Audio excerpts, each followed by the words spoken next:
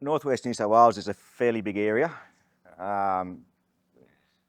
So yeah, we're probably going to focus more on the slopes and the eastern part of the plains, and probably when I'm talking about the northwest, we're going to work on roughly that 600mm rainfall zone, I think, for these temperate pastures. But we'll go with that sort of framing. We might have a bit of a yarn about it.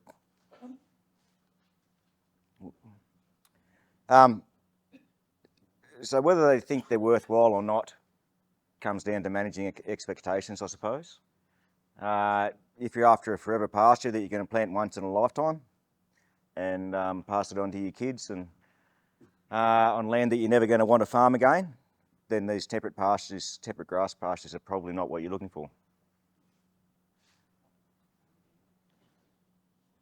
Where they do fit is if you're after a lower cost pasture that's going to last you between 3 and 10 years, potentially, that you can use to fill your winter feed gaps, and particularly the shoulder season growth, which we'll talk some more about. That's where I believe they have a really big fit. The other major advantage we have with incorporating temperate grass pastures into our grazing systems is simply in helping to reduce the cost of putting forage crop in every year. Most of us are time poor in our farming systems, and certainly there's a significant cost in fallowing ground and planting crop every year.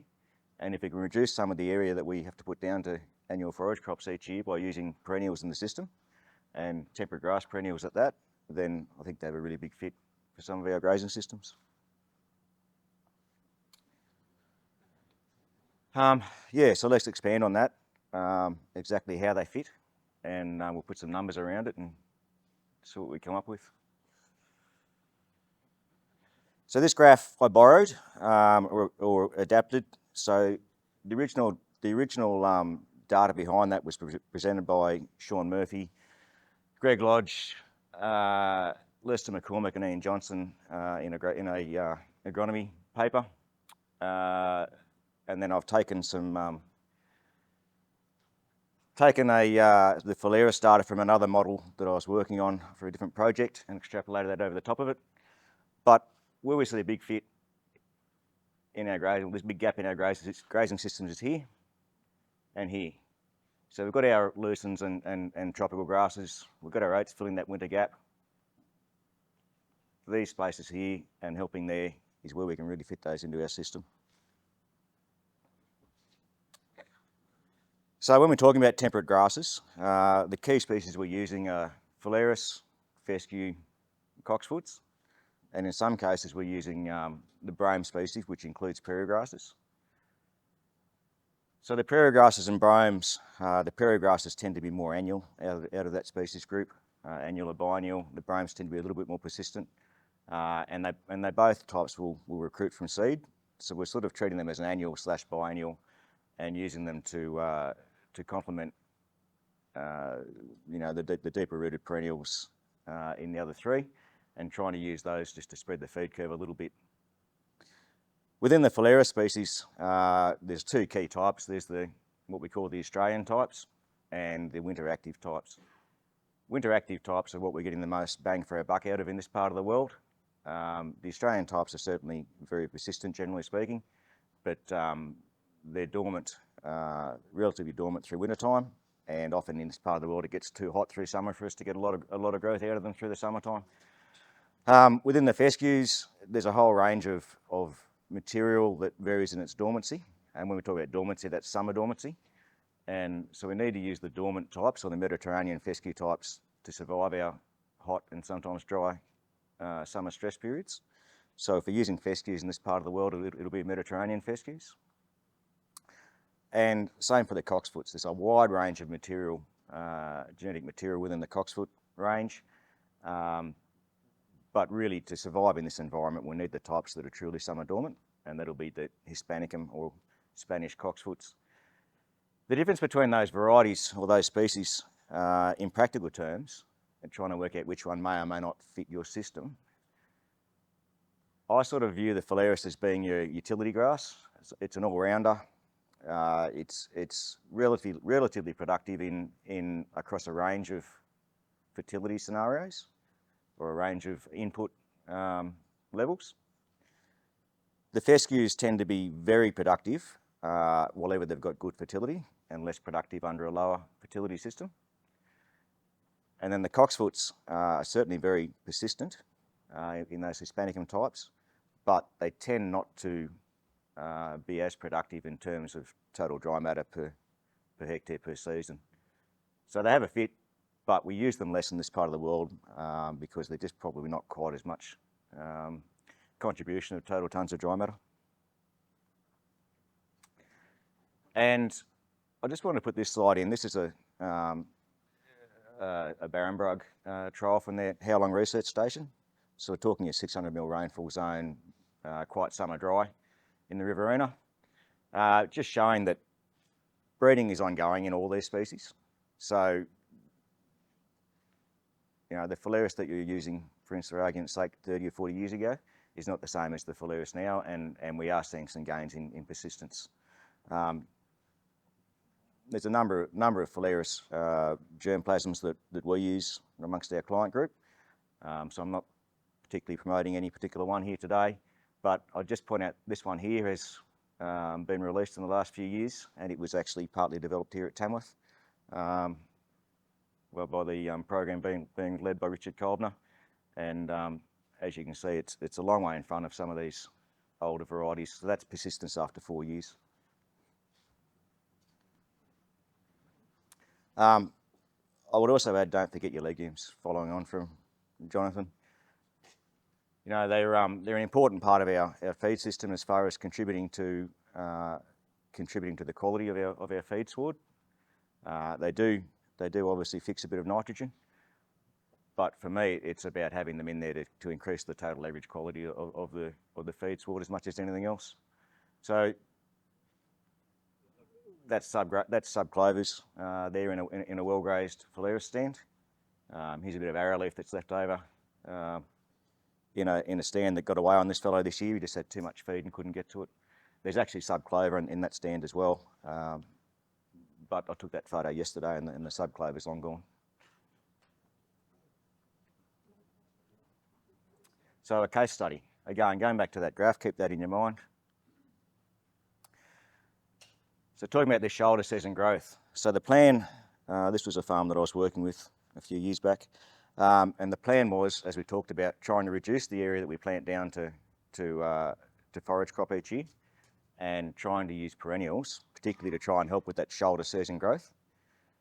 So 2017, for those that can't remember, in this part of the world, 2016 was a wet year. It cut off in about October, the rain cut off, and then we had a relatively dry summer and quite a dry autumn, and the autumn break when it came was quite late. So what we had here, this was Phalaris we'd established 2 years earlier, and perfectly the plan worked out. So that, I think it rained in about April. They went in and planted this winter wheat for their forage as they would normally. That was a couple of months later than they would have liked to. That winter wheat wasn't ready to graze until the 17th of June. They're about to put stock on there. In the meantime, that Phalaris they've joined their ewes on, and then they've weaned their calves onto, and it's kept them going forward until the week next door. So that's exactly the fit where I see the Phalaris, cocksfoot, fescue, temperate grasses fitting in this part of the world, and then it goes on to contribute winter yield as well, to help complement the fact that we've got a reduced area of sown winter forages. I should say too, on these, talking about these temperate grasses and this talk about fitting them in and reducing the sown annual forage area, in the systems that we typically run around here, I'm not sure that we can ever get completely away from planting some annual forage for a lot of the systems that we use, and part of that is simply if we don't do something to fill that winter feed gap, then we're going to be severely understocked through summertime, and storing fallow moisture. The fact that we're borrowing moisture from summer rainfall and able to utilise it then in a dry winter, just gives us that bit of extra buffer. But anything we can do to reduce the cost of putting that in every year, I think stacks up to our bottom line. So what about the economics? So I quickly knocked this one out the other day. So this is the cost of our establishment year for a phalaris and clover crop. These are round numbers. I've just put in a round number there of $200 a hectare for pasture seed. The typical system we're using there, the actual clover in that makes up the majority of that cost, or more than the grass does. But as I said, I see there's a very important part of the sward, and it's important going forward. So we don't skimp on our clover rates because we get 1 year to get those established, and then you have them going forward. So long story short, we're allowing here in the first year, we always feed our crops in the first year with, urea, 100 kilos of urea, and we work on getting a minimum of 100 days grazing in our establishment year. Often it works out more than that, but very often, there'd be very few times we don't get that.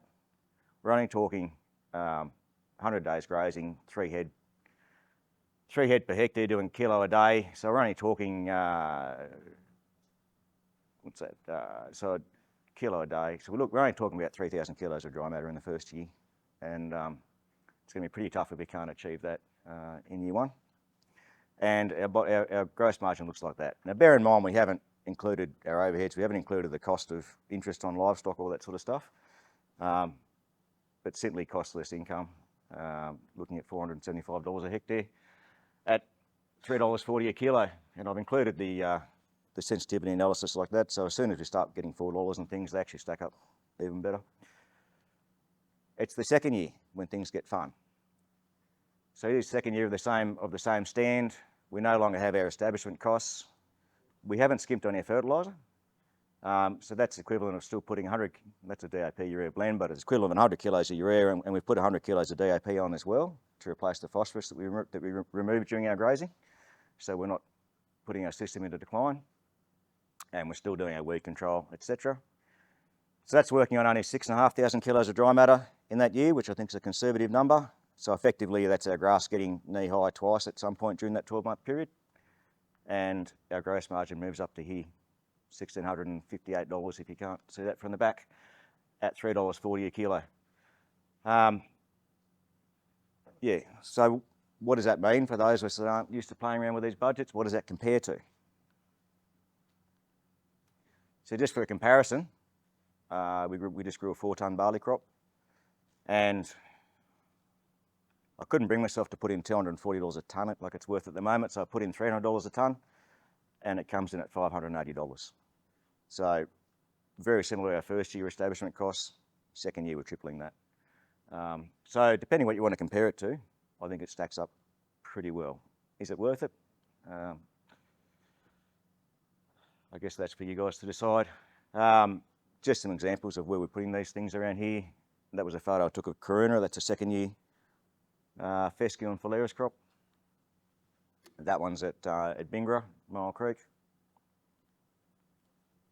So that crop there, that crop had about well over 100 days grazing in year one. So that's about your 3,000 kilos of dry matter there. So if we've grown that, then our first year budget we're already in front of. Here's one west of Corindai, fescue stand. There it is there, a snapshot of the close-up of the clover underneath it, and there it is later in the season as it's starting to finish up. This is one north of Inverell, between Inverell and Ashford. This particular producer has crossbred sheep, and obviously grazes a lot closer than our cattle producers are using, but that stand's approaching 10 years of age, or was at the time approaching 10 years of age, and you can see that there certainly we're getting more than our 3-year target out of them. And here's the cattle producer on the other side of the river with a slightly different grazing scenario, with a straight fescue stand as well. So where I think they fit, they're a medium-term pasture. They're not going to last forever, so we're not putting them in the ground that we never want to plant again. We think they complement our annual forage systems. I think they also complement our summer perennial pasture systems. So we've got quality feed as our tropical grasses are in decline, and we've got quality feed as our oats is cutting out at the other end, and they're contributing also to our winter feed gap. We're saving time and dollars on planting our annual forages each year. High quality, so we're looking at a stand like that that'd be in the order of 10 megajoules of energy per kilogram. So we've got no problem at all putting on a kilo a day on our animals on that sort of feed quality. And yeah, certainly on paper, the economics stack up, I think, on fairly conservative numbers. I think so. Fescues are not great at recruiting from seed. And with that sort of density, there is enough plants per square metre to keep that soil, or to utilise all the rainfall falling in that soil, living hand to mouth on that moisture. So even if we were to get a germination event of fescue seedlings on there, it's very likely that the existing plants with their roots down to 1.5 metres or 2 metres are probably going to dry the soil out and kill those seedlings off anyway. I would say that's a fairly productive stand as it is. I took that photo because it doesn't look fantastic. It's not in its dinner suit at the moment. But with that sort of density, I guess what you could go back in and do, what you can't see there is that stand was originally planted with lucerne as well. What you could do at that point in the life cycle is you could go back through and top up some more annual legume, I think, which is going to fill in some of that bare ground through that winter growing period. But yeah, as I say, that is still a very productive stand, and to get the best out of these fescues, we're feeding them as if we're growing an annual forage crop. So if we're putting 100 kilos of urea or 200 kilos of urea on our oats and 100 kilos of DAP in front, that's what we're throwing on our perennial pastures, and we're treating them the same, and we're getting significant growth without the cost of replanting each year. So as soon as they're, what we want to achieve from our pastures in year one, we'd like them to be established. So we're trying to get a reasonable sized plant with a reasonable sized root system underneath it. And it's interesting, I had cause to dig a trench to bury a power line through a new Phalaris stand at one point. The stand was planted in late April, and we dug the trench put the power underground, a metre deep trench in August, and there was already roots to the bottom of that trench. So these things will root deeply, and they will root quickly given adequate fertility. So going back to your question, what we want to see reasonable plant development, and then we want to utilise it. So that stage, or a little bit earlier, is when I would normally introduce sheep or cattle to a crop in the first year, and that often is around August, maybe September, depending on the season. So I'll leave them, if we stock a paddock like that, the other thing we want our pastures to do in year one, particularly our Phalaris, is to flower. We're not chasing seed set, we're chasing flowering. Within Phalaris as a species, the act of flowering triggers the growth of new tiller buds from the crown of the plant, which thickens the crown and gives us our new crop of tillers going forward. So all we want to do is in that first year, and each year for that matter, we'd like to let them flower. They don't even need to set seed, but let them flower for a month. So what we do there is we'll graze that crop until we're ready to take the stock off. So that crop's going to try and flower anytime between about October and January, February, potentially. So we'll graze that crop until we can see a window where we don't need to anymore without being ridiculous and hammering the crop too hard. So often we'll put animals on in August, September, and we'll graze it through till November, December. Then we pull them off, and then we let it flower when it suits us. And that's what allows that crop to set new tillers to go forward in the second year.